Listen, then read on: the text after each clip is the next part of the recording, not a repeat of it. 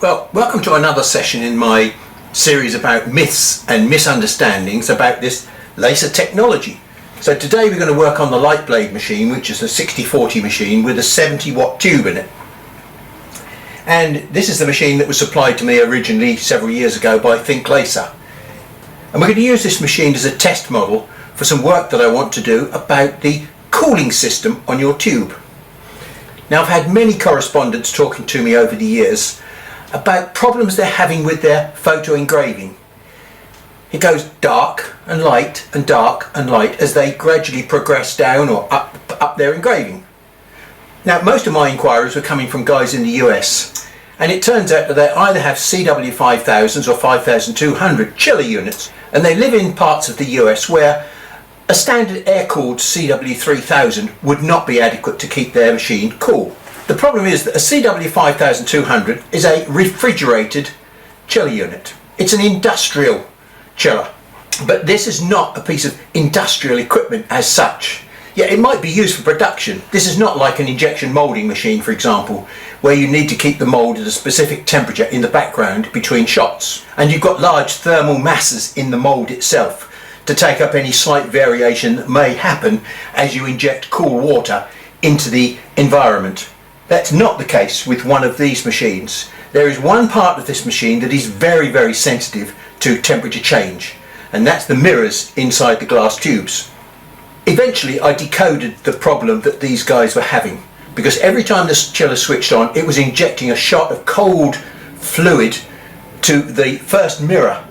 And the first mirror, if it's not flat, and of course one side of it is cold and the other side is warm, it distorts, and you only need the smallest amount of distortion on a mirror to cause the power to drop off. I'm going to experiment very quickly with the CW3000, which is an air-cooled chiller, just a fan, a radiator and a pump and a reservoir, and it just circulates. It cannot in any way rapidly change the temperature that arrives at the tube. Everything is very slow and stable, and I have never personally experienced any of this banding on my photo engraving. So here's some kit that I've manufactured. I've taken a piece of 20mm acrylic and cut it into a rectangle, and then I've tapped 1/4" BSP holes in the end and an 1/8 BSP hole in this end, so that I can put a 4mm temperature probe into there. Now, my temperature probes are running into a data logging system. Before I start any temperature measurements, what I've got to do is make sure that I know what the flow rate through the tube is. This is the inlet which is coming back from the tube. So I'm going to stop that flow at the moment, as you can hear. The CW3000 delivers, it looks as though exactly 4 litres a minute, because that's 2 litres of rather slightly yellow but not murky water. That's not bad after about 6 or 7 years. Now, to carry out this test, I'm going to run it on full power, but I'm going to remove the lens. Doesn't matter where the head is, but it's going to be roughly firing down into the bowl of water. It will absorb all the energy and maybe produce a little teeny weeny bit of steam. That's a 25mm square program that I've just loaded in, so I think we'll scan that at around about 20mm a second. That will make it last a long time. The temperature display on the front of the CW3000 says 22. Both the units are reading 22.2, so we've got fairly good agreement. Producing a small amount of steam, as you can see. We've consistently got a 1 degree C temperature difference between the inlet and the outlet. Right, I've been into the office and I've done a few calculations based on the data that we found so far. We found a flow rate of 4 litres a minute, and we detected a temperature rise in our water, 4 litres of water, 1 degree C. I also did lines for 2 degrees C, 3 degrees C and 4 degrees C temperature rise in preparation for maybe what I'll find when I look at the CW5200. So the 1 degree C difference line is this one, and if we come up here at 4 litres a minute and track it back, what we find is we've got a negative heating effect, a refrigeration effect of 300 watts, 0.3 of a kilowatt. So my 70-watt tube requires 300 watts to keep it cool. Just to make sure that that sort of makes sense, this is negative heating of this flow and this temperature difference. So what I did was the calculation the other way round. What we found is we've got 4 litres of water a minute.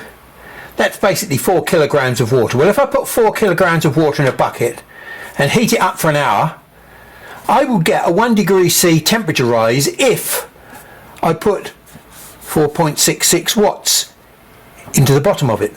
We're not talking about 4 kilograms or 4 litres of water, because that was per minute and this is per hour. So what I've got to do is take my 4 litres of water, multiply it by 60, and I'll finish up with 240 litres an hour. And therefore I will need 60 times as much heat, which is 280 watts. Our refrigeration graph indicated that we need 300 watts of cooling to keep our system under control. This, done the other way round, says 280 watts. Well, within a margin for shed science, that's close enough. That's nearly 300 watts. So I'm not too worried about that. Things seem to agree. So I've just taken all these connections off of the CW3000 and plugged them straight into the CW5200. Now, one of the confusing things that I've come across several times, and I will mention it at this point, we can see that this is the flow meter just here, measuring the outflow. And that's what these refer to, outflow and inflow. So this is the warm water going back, and this is the cold water coming out. I've had people writing to me in a rather confused manner. The outlet flow from the chiller is actually the inlet flow to the machine, and the water outlet here is going back to the inlet into the chiller. But I thought I would just clear that up to make sure that we get the flows going the right way, because I've got to collect the flow coming back from the tube, which is this one, water outlet, because this one is a restricted flow. Inside the tube we've got glass inlets and outlet ports that are only about 3 millimeters diameter, and they will offer a serious restriction to flow. So the flow is not controlled by this pump at all. The flow is controlled by the orifice in and out of the tube. Well, we have flow going, and we've just had the fan switch on. I've quickly got to get this done because I don't want to interfere with the cooling too much. So let's take this inlet, stop the flow, which I've done, and we'll catch 2 litres of water. Start. About 26 seconds. Okay, now I've set my 2 data loggers here so that they've got no information in them at all. So when I press them together, they should start off together. And there we go. So they're now running at 21.3, and we're logging. Now the logging will not stop, it'll carry on forever. And I will just be able to collect that data and look at it on a spreadsheet. And we can see the difference between those 2 temperatures. One is the cold water outlet directly from this reservoir, and the other one is the inlet, which is going back into the reservoir. Okay, so you can see what we're doing here. We're busy creating steam as I fire the laser beam at water. The energy is being absorbed by the surface molecules in the water, and it's busy turning those surface molecules into steam. Now steam, as you're well aware of, is water. It's not a chemical change that we're inducing there, it's a change of state. Water can exist as ice, which is solid. Here you see it in its normal state, which is liquid, and we're also seeing it in its other state, which is vapor, which is water vapor after it's been heated up and boiled. Now that transfer from liquid to vapor takes a huge amount of energy. I'm firing 70 watts at that, and most of that energy is being transferred into steam. There'll be probably just a small amount of it which is being absorbed into the water, and over a period of time it will gradually heat the water up, but very, very gradually. The point being here is we're going to talk about refrigeration, and refrigeration uses exactly this principle. But you're heating it. Yes, I know, but that's basically the way in which refrigeration works, heating. Let me try and explain to you in my very simple scientific manner. We're all familiar with this stuff, liquid propane, liquid gas, doesn't make sense. You can't have liquid gas because gas is a gas and liquid is a liquid. But this is butane gas in a liquid form. So if we listen carefully, we can hear that there's liquid in there, even though it says gas on the outside. And what we've got in his container is effectively that, water, a liquid. And what we're going to have to do to change that from a liquid to a gas or a vapour, we're going to have to add heat to it. What I've got here is a weeding torch. You'll notice I've attached a temperature gauge to it and it reads 24.3. There's the gas. There's the heat coming from the gas. Now, you listen to that roar. Within a minute or so, that will get much quieter. It won't roar as much. The temperature I'm measuring now is 22.6, 22.5, 22.3, 22.1, 21.9, 21.8. The temperature on this canister is dropping. 21.5. Hang on, I've got a refrigerator in my hand. The temperature of this is getting cooler and cooler and cooler. Can you hear now how that roar has decreased? This canister, 17.9, I've got down to probably about 4 or 5 degrees C. And there will be an equilibrium between the heat that's being used to generate the gas, and where's that heat coming from? Well, the only place that heat can come from is here, the atmosphere, room temperature. I mean, I can make that gas get a little bit more violent by putting my hand on the can. You hear that? I've artificially added heat to the liquid that requires heat to turn it into gas. We're down at 15.5 degrees C now, and this is noticeably cold, chilled to the fingers. And this is basically the principle of refrigeration, evaporating a gas. But then in a refrigeration system, what you do, you evaporate the gas by adding heat to it, and then it goes through a compression system within the refrigerator which recompresses the gas back into a liquid. So it's a closed system of liquid to gas, back to liquid to gas, and so on. It's the change from the liquid to the vapor state that requires heat. The CW5200 has been used with a constant heat load for the last hour and a quarter. I think the 0.3 degrees C has been blown out the water, because this varies between about 20.2 and 23.2. So that's a 3 degrees C temperature range. All right. We'll compare this to the inflow side when we put these together on an Excel sheet. So let's take a look at the schematic diagram for this box of spaghetti. A couple of things I want to draw your attention to. The negative heating capability, 1640 watts. Precision guaranteed in the specification says plus or minus 0.3 of a degree C. And it has a tank capacity of 6 litres and a pump flow rate of 13 litres a minute. Here's the circuit diagram of what's going on inside the chiller. Not a lot, as you can see. But what we've got here in the middle is this thing called an evaporator. Well, really what it is, it's the water tank, and this coil inside here is equivalent to that, my can of butane gas. Remember what this butane gas did when it changed from liquid to gas? It sucked in heat. It needed heat to convert from liquid to gas. And that's exactly what we've got here. We've got an evaporator which has got a butane-like gas inside it, which trickles down here as a liquid, and the liquid then sucks in heat from the fluid around it, which happens to be our water, and the heat sucked from the water turns this into a gas, and the gas then gets taken out of the system and put back through a condenser and a cooling fan, and then it comes down here to a compressor to be converted back into a liquid as you compress it.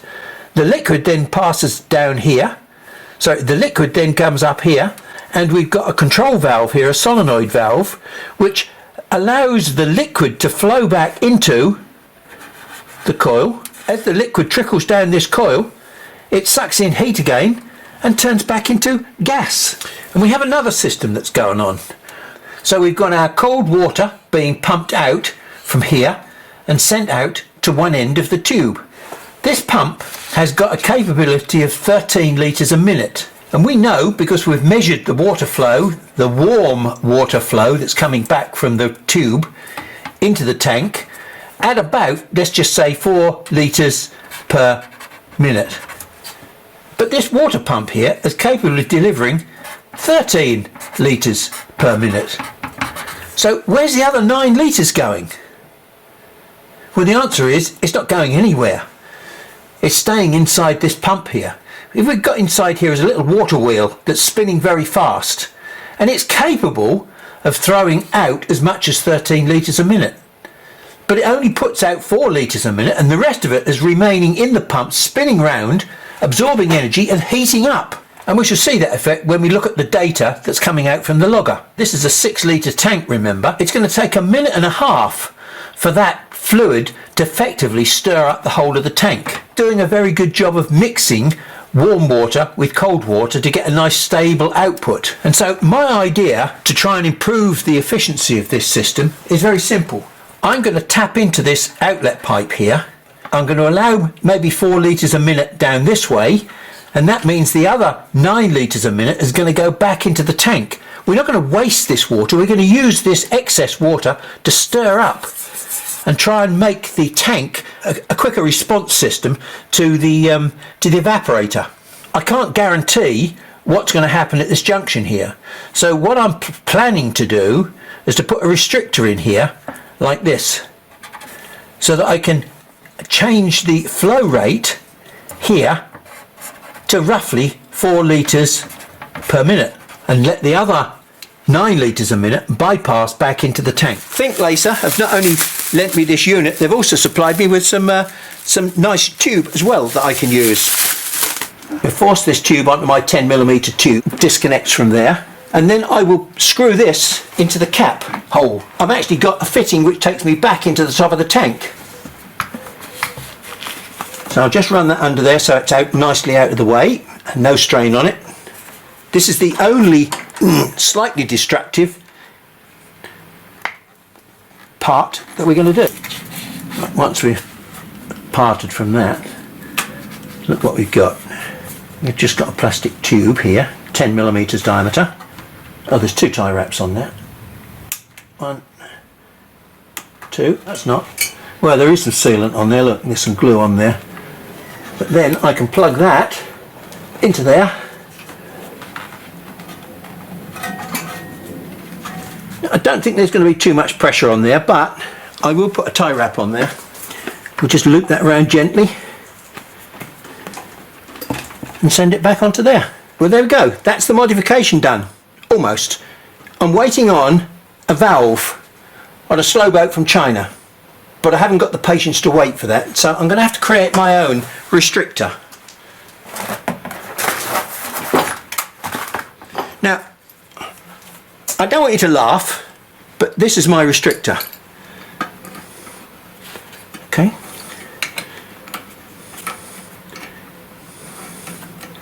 So what it will do, it will limit the flow down here back to the tank, and it will force flow through here out to the tube. So before we start and do anything else, we will not put any restrictions in there at all, and we'll see what goes through the tube just as it is. Come on. There we go.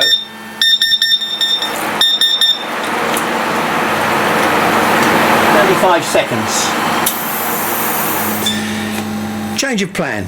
50% of the available flow here going out to the tube, and the other 50%, well, I say 50%, but it won't be 50%, it'll be more than 50%, goes back to here, because there is resistance in this line via the tube, which is not in this line. So more than 50% of the flow is coming back down here. Here was the first set of results. in an unmodified way. Then I modified the pipework, produced this result here, which was a shift up and slightly more stable than the original results. It wasn't what I was expecting, but it was interesting. And then what I did was to remove completely all the obstructions, and we just got the straightforward T-junction, 60% of the flow going back to the reservoir, maybe the other 40% going through the tube. We gradually got a decreasing temperature. And I thought, that's interesting. I wonder how far it's going to decrease. So I ran the test again, and it carried on decreasing. And then all of a sudden, look at this weird pattern here. It almost completely stabilised at about 20 degrees C, plus or minus less than 0.1 of a degree C. And it did that for best part of half an hour. And then all of a sudden, it started to go bonkers again. You'll notice how the pattern now is a lot closer to 20 degrees C plus or minus. Okay, now the machine has been left off for about 12 hours now, so it's nicely settled down and cooled. So I've reset the data loggers so we can see what happens when we turn this machine on from absolute nothing. And you'll notice I've put a temperature display on here because two things I want you to examine and look at. Let's see whether I can put a mark on here, just there. That's about where the water level is, and after an hour and a quarter we'll check where that water level is and what this temperature is, because remember yesterday I said to you that most of the energy that's going down into that water is converting the surface water into steam. There's a very small amount of heat conduction that takes place between the molecules that are evaporating and the body of water underneath. So we'll leave that to cook for a little while and then we'll go and have a look at the data. Well, here we are at the end of our first hour and a quarter test.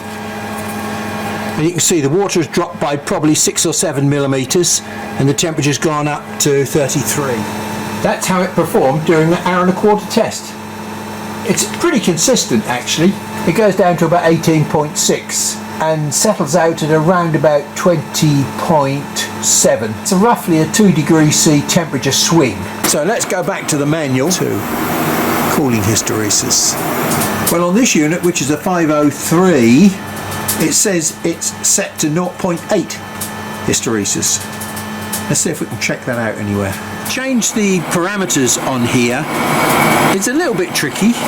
First of all, you have to hold the up arrow and the set button for about 4 or 5 seconds until it reads 0. Now, it's now looking for a password, and the password is a number of some sort, which I have established is number 8. Now when I get to number 8 and I press set again, it goes into the function menu, and the function that I want to set is the hysteresis, the temperature hysteresis, which is F2. So if I go to F2 and press set, I've set this now from 0.8, which is the factory setting, down to 0.2. So this should produce a very small temperature swing now, and if I want that held, I'll have to press set. And that set function 2, reset, takes us back to the temperature display. So we'll leave this running for a few cycles before we make another change. The next change that I plan to make is to remove the intelligent temperature control and put it back to constant temperature control. Okay, so what we've got to do, we've got to go down to here, which is F3, which is way of control. We've either got to select intelligent or constant temperature. I suspect at the moment we've got intelligent temperature control selected, and we will change that to constant temperature. And constant temperature will ignore the air temperature. F0 is the temperature setting that this is aiming for. At the moment it looks as though it's aiming to set around about 20 or 21 degrees C. Okay, so 0, there we go, and then we should be able to set that to 8, 3. One more, set, and I'm in. Let's find out what this is set to. Set. So it's set to 25, which is quite interesting because we've never really seen 25.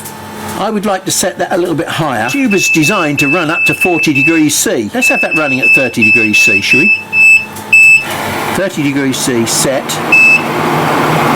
And and then we'll go down to as F3.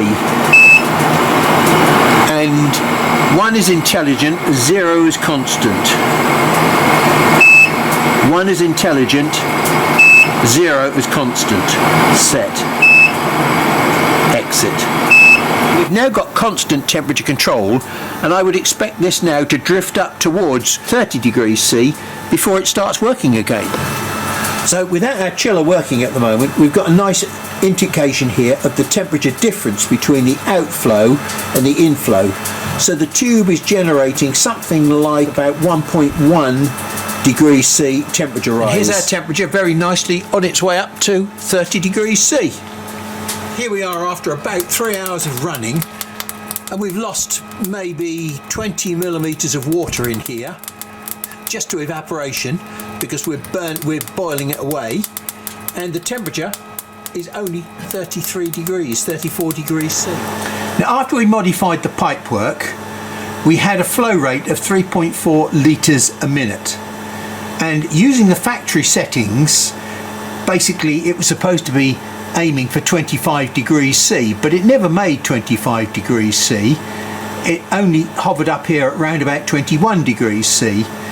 Then we fiddled with the temperature hysteresis, in other words the range over which temperature switched, and we brought the temperature hysteresis down from 0.8 of a degree to about 0.1 of a degree. So we reduced this 2 degree swing down to something like about 1 degree. And I've heard people claim that, you know, all you've got to do to change the rate of temperature rise is to change the temperature. Well, having done that, you can see it doesn't change anything at all. The heating effect of 1 watt on 1 gram of water is exactly the same, whether you do it at 20 degrees C or 30 degrees C. And so you can see that effect here very clearly. And we had a 70 watt laser source, remember, and it was running constantly. But here's what happened when I turned the laser source off and walked away from the machine. The machine literally just gradually crept up by 1 degree C and then cooled and crept up again. This 1 degree C is purely caused by the heating effect of the pump circulating the water, the energy going into the water from the pump itself. I've looked at this little piece of data here on a spreadsheet, and here's what it looks like. Well, it's not just going up and down when you look at it rather carefully, but once you start opening the scale up, what you'll notice is that the heating effect is this. This is what 70 watts of heating is doing to the water. It's taking it up at this rate.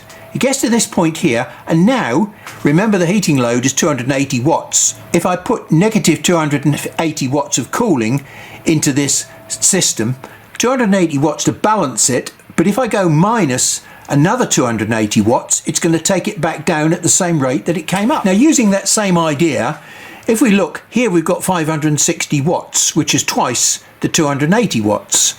If I double this again to 1120 watts, then I'm going to get this green line, cooling line.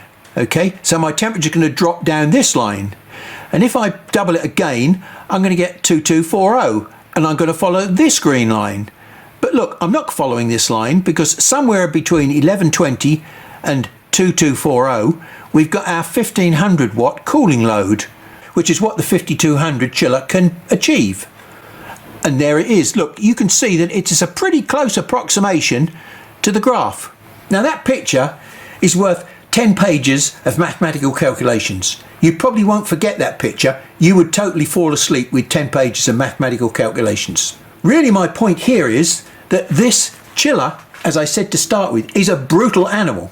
So if the temperature decreases at a very steady, slow rate, say 300, 350 watts, and so consequently the response time for the hysteresis will be a lot less. We will be able to switch it quickly, and there will be no thermal overrun, because everything will be nice and gentle.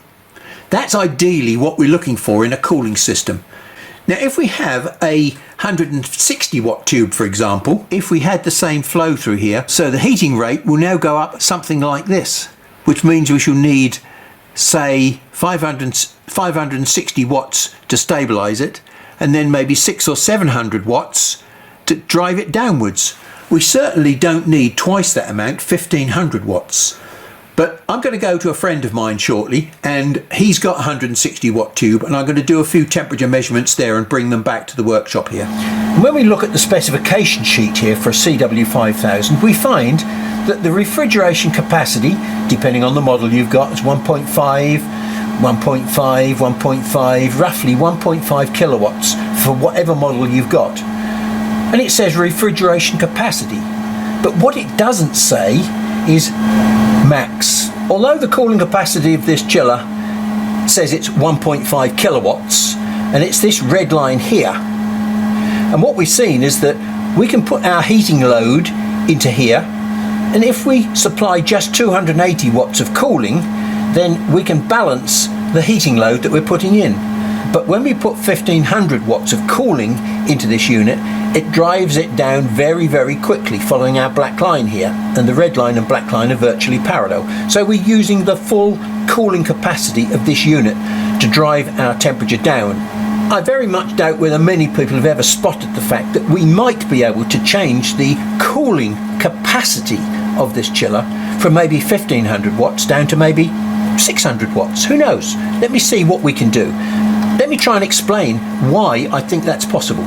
You remember this. When we just used this with my gas torch, there was a steady rate of gas production as this butane gas changed from liquid to gas. But I could change the rate at which this liquid changed to gas by changing the heating effect, if you remember.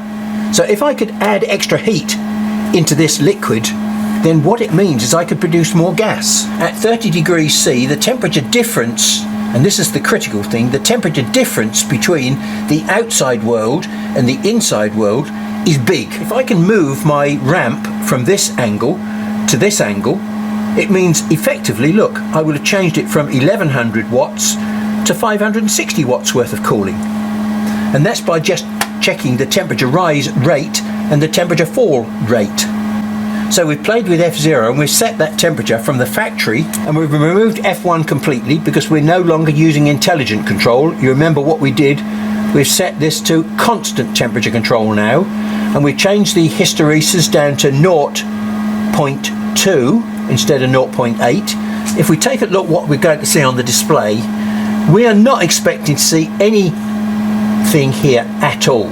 That is going to be blank because this determines intelligent, intelligent, intelligent. We've got no intelligent temperature control. We've turned it off. So we're not going to see any of these at all. And then we've got these D2, which is the bottom display, which says when it's on, it means the refrigerator is working. When it's off, chiller works in the insulation working state. That sounds very Chinese to me. It sounds as though Google has had a hard job trying to convert that into some English words which make no sense at all. And I can't find anywhere in these instructions which mentions what insulation working state means. And then D2 flashes when the chiller is working in the energy saving state. Well, I think we've mentioned that before, but we'll go and we'll explain what the energy saving state is. So really what we're going to do is we're going to change the temperature to 20 degrees C, and we're going to watch what happens to these numbers and try and relate them to things that are happening inside the chiller. For the purpose of this test, I'm going to set the aiming temperature to 22 degrees C. The system has gone into what they call energy saving mode. We can hear it's doing nothing. We've got no cooling fans on, nothing. The only thing that's working is the pump that's circulating the water. And it will stay flashing until we get to 22, which is my aiming temperature. There's the pump, the compressor kicking in, and then you hear the rest of the cooling system going in to support it. And it will remain like this until we get to 21.9. Then the compressor will switch off, and you'll hear this solenoid valve over the back here going psss, as it lets the compressed liquid into the reservoir. There's the last two cycles that have taken place. We have not changed the rate of heat input, 280 watts of energy going into this chiller. Now it's starting to cool down. Look what's happening. This slope here is now close to this slope here. It's a little bit more than this slope here, but not a lot. So somehow we changed the cooling characteristic of this unit just by reducing its temperature. If you think about it, it makes a lot of sense. We've got to evaporate the fluid and turn it back into gas. And that evaporation requires heat. So the less heat I put into the water, the slower that evaporation process will take place. I.e., it won't chill as fast if I've got a lower temperature. That's why I wanted to show you the 30 degrees C ramp graph before I move down to 22. Bottom of this parameter chart, we've got two interesting numbers, F8 and F9. F8 is the allowed highest temperature for the water, which is factory set at 30 degrees C, which is the number that I chose to start with, if you remember. And here we are, F9, the lowest allowed water temperature, currently set by the factory at 20 degrees C. Now I'm going to drop that down to 10 degrees C and see the effect that it has on our cooling ramp. F9 will be 20 at the moment, and we're going to reduce that to 10. I've got my water temperature set to 10 and my aiming temperature set to 12. And there we go. So that is really very, very tight control. This shows about 21 degrees with about a 1 degree C up and down. We've got a very long cycle time between the cooling cycles. It went into something here called the insulation mode for fairly long periods. We've now dropped the temperature down to 12 degrees, and as the temperature comes down here, can you notice something that's happened? Look at the slope of this line. It starts off at one slope, and then as it gets towards 10 degrees or 12 degrees C, can you see the way that it's getting shallower and shallower? You see this better when I expand it out onto an Excel graph. Temperature rise, which is not changed because this is the same tube with the same amount of power being put into the chiller. But what you can see now is, look, the down slope is actually slower than the upslope. We've quite dramatically changed the refrigeration effect purely by changing the temperature that we're going to. Now, the lower we set the temperature, the shallower this slope will be. So I'm now going to force it down to 8 degrees C, 10. So I'm going to drop that down, enter. While we're here, we better set the low alarm, which is F5, to 7, just so that they don't interfere with each other. So we're now aiming for 9 degrees, and then we dropped it down to a further 10 degrees C, and you can very definitely see here that the rate of temperature rise is significantly faster than the rate of temperature drop. We've got a beginning of a real sawtooth here now, the other way round, where the heating is faster than the cooling. And that ideally is what we want to get towards. So I can absolutely show you and demonstrate with these rates of change here that we've changed the cooling of this refrigeration system from 1500 watts of cooling down to about 700 watts of cooling. Now, the only warning I will give is that those people in a hot country with high humidity may well find condensation forming on the outside of their tube. That's something you're going to have to watch for, because not everybody will be able to do what I'm doing here. So it's now running pretty tightly at 10.0 plus or minus 0.1 of a degree C. You can see on the water outlet of my tube we've got condensation. So there's the inlet manifold to the tube, and I've got condensation on that as well. Well, as promised, I've been into the office and put my data onto a spreadsheet, but before I show you what these results are, which you will find difficult to believe, I need to go back and just explain a little bit about what refrigeration is. I need to give you a quick demonstration about heat flow Because just like many other things, a ball rolling downhill, it rolls downhill faster if the hill is steeper. And that's basically how heat works. The bigger the temperature difference between the beginning and the end, the faster the heat will flow downhill. I'm rather privileged in this shed to have some very sophisticated equipment that allows me to demonstrate to you heat flow.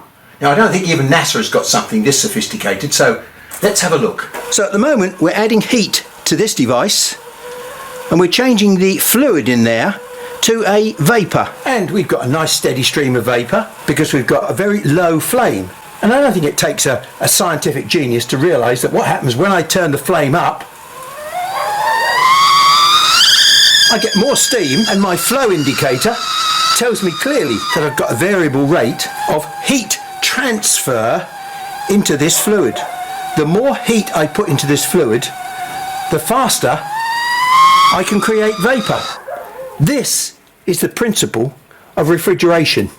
I know it sounds weird that I'm using a kettle to demonstrate refrigeration, but refrigeration is all about heat flow. So let's move away from my kettle and start talking about refrigeration, which is based on exactly the same principles as you saw with my kettle. We've got a container full of fluid, but this is a rather special fluid, a refrigerant, which has got a very low boiling point. But it still requires energy, heat flow into the liquid to make it turn into vapour. Now, that transfer from liquid to vapour requires quite a lot of energy, a lot of heat. And the only place that we can get that energy from is the outside world. Now, with the kettle, we added a flame to the underneath of this to get heat to flow into here that allowed the energy of this water to get sufficiently high that it could create a vapour, steam. And what we have here with the CW5000 is a reservoir. And the reservoir is full of water. If I want this vapour, the only way I can create that vapour is if I add heat to this fluid. We've got no external heat source in the way of a flame. The only external heat source we've got is the water in the reservoir. So if we make that water in the reservoir 30 degrees C, it's going to flow downhill very quickly. I.e., what we're going to do, we're going to suck the heat away from the water into here so that it can turn this into a vapour. That's what the principle of refrigeration is, sucking in heat from the outside to satisfy this pink fluid's need to turn into a vapour. In the same way that you saw me vary the amount of steam output from the kettle, we can vary the amount of vapour output from this by changing the temperature of the outside environment. Let's just say we change that from 30 degrees C to 10 degrees C. There's not as much temperature difference between the inside and the outside, so the temperature flow will be lower. And because the temperature flow will be lower, the amount of vapour that we will produce will be lower.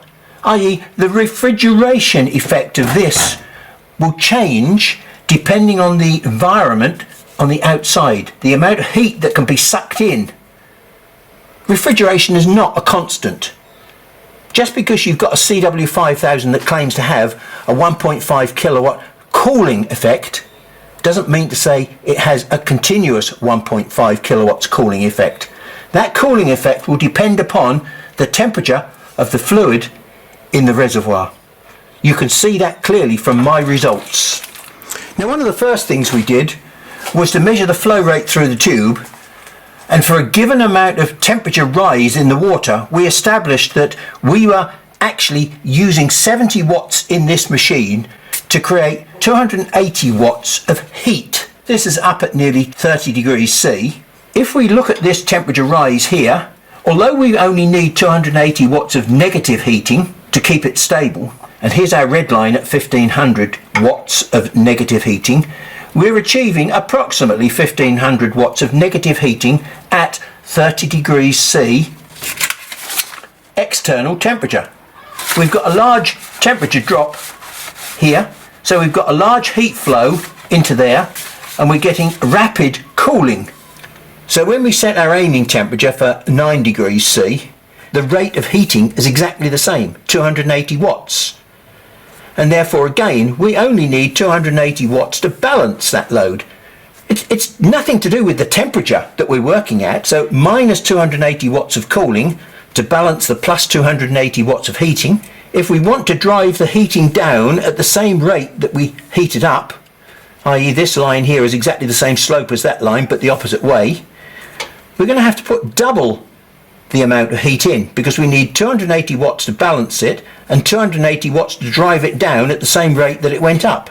So that means we're going to finish up with this line here, the pink line, dotted line, being 560 watts. But you'll notice where the black line is now. This is the cooling that's actually taking place in our water.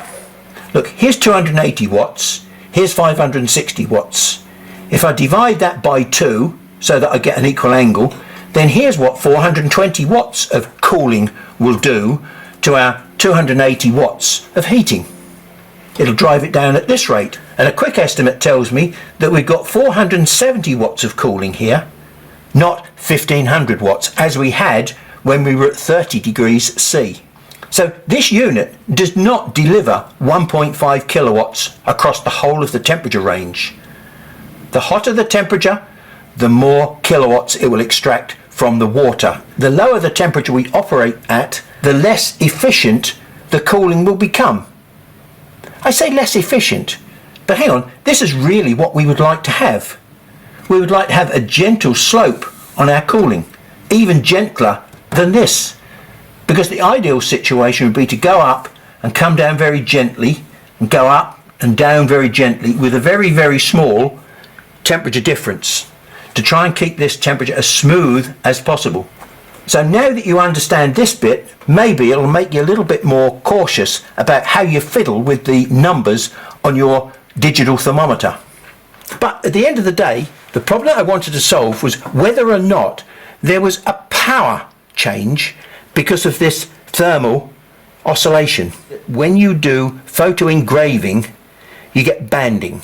Now, photo engraving is not done at full power. Photo engraving tends to be done at lower power, maybe 20%, which may be as low as 15 or 20 watts. So what we're going to do now is change our parameters back to the factory parameters, but we're going to use constant temperature. The flow rate through the machine has not changed at all. But what has changed is the difference between the input and the output temperature. The input and the output temperature under steady 20% conditions represents 0.4 of a degree C.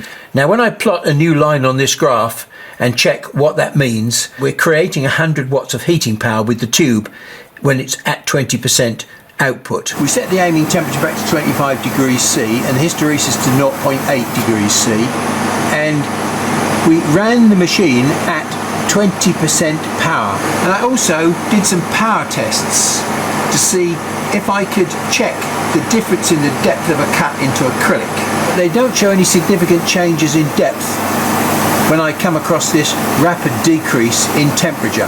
That question is very much up in the air at the moment. So here's the large version of 20% power, 25 degrees C, with a 0.8 hysteresis. Running the tube at 20% power means we're generating a lot less watts of output. So we've only got 100 watts heating the water that's going back to the chiller. And to balance that 100 watts, we need minus 100 watts, and there it is. If we want to send the cooling rate down at the same rate as the heating rate up, we've got to double the wattage, i.e. this is a graph of what 200 watts would look like. But hey, we're not using 200 watts, and because we're working at 25 degrees C in our reservoir, we've got a large capacity for refrigeration, and so consequently we've got this rapid drop here of around about 13 to 1500 watts. Don't know exactly what it is, but it's in that sort of region, purely because we're working up here at 25 degrees C. Then what I did was to change the settings to 12% power.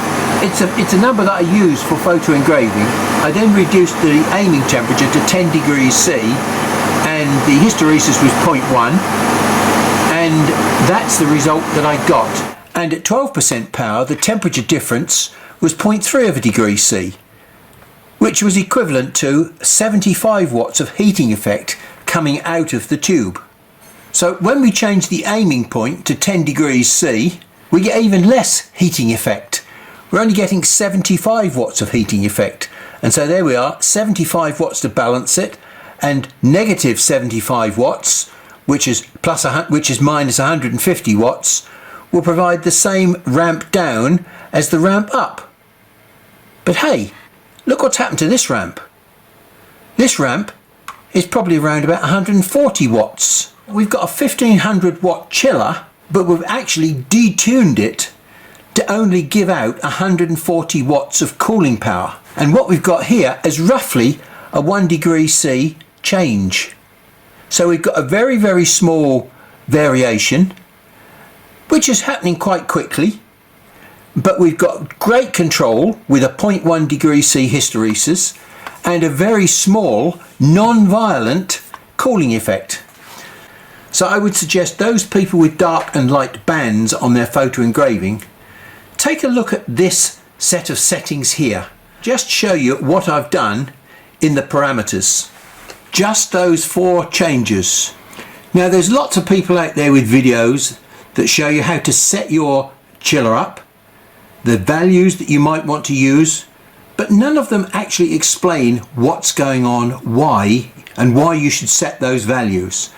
I hope that my explanation of how this chiller works clears up those issues and removes many of the myths and misunderstandings that are circulating about the CW5200. So it looks as though even the most powerful tubes, maybe 200 watts, can still work completely satisfactorily with the CW5000, which is half the cooling capacity of this unit. Anyway, thanks for your time, and I'll catch up with you in another session.